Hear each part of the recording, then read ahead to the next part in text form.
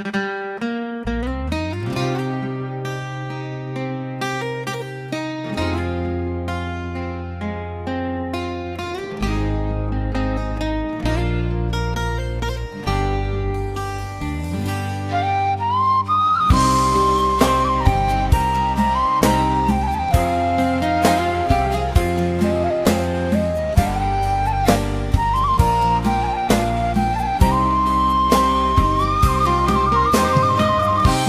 ำตาอ้ายไหลหลังจากจับได้เจ้ามีคนอื่นต้องคมใจแบกทนฝืนท่าทางที่ยืนก็ต้องล้มลงจากคำสัญญาเจ้าเคยเว้าว่าสิหักมัน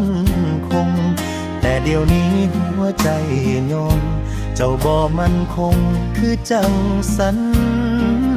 ญาหอบใจคืนนาทินเก่าความหลังครั้งหนึ่งเป็นที่พูดคำหวานซึ้งคราวนี้ทำอ้ายช้ำมา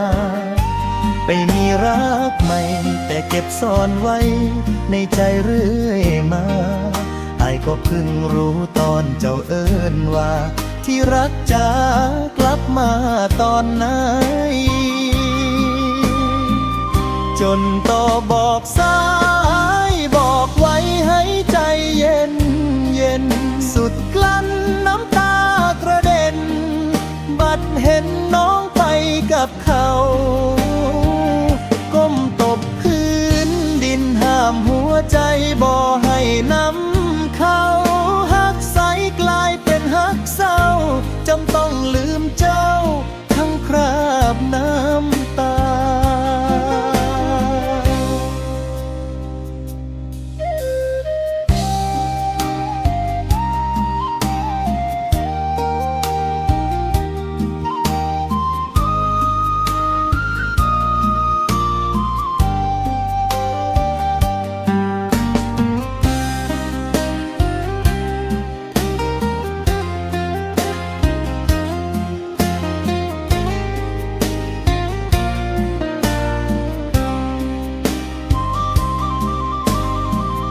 จนโตบอกสายบอกไว้ให้ใจเย็น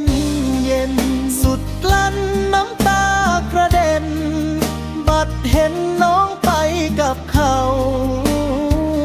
ก้มตบพื้นดินห้ามหัวใจบ่ให้น้ำเข้าหักใสกลายเป็นหักเศร้าจำต้องลืมเจ้าข้างราบน้ำตาปล่อยน้ำตาไหลแทนคำลาให้หัวใจอ้ายได้พัก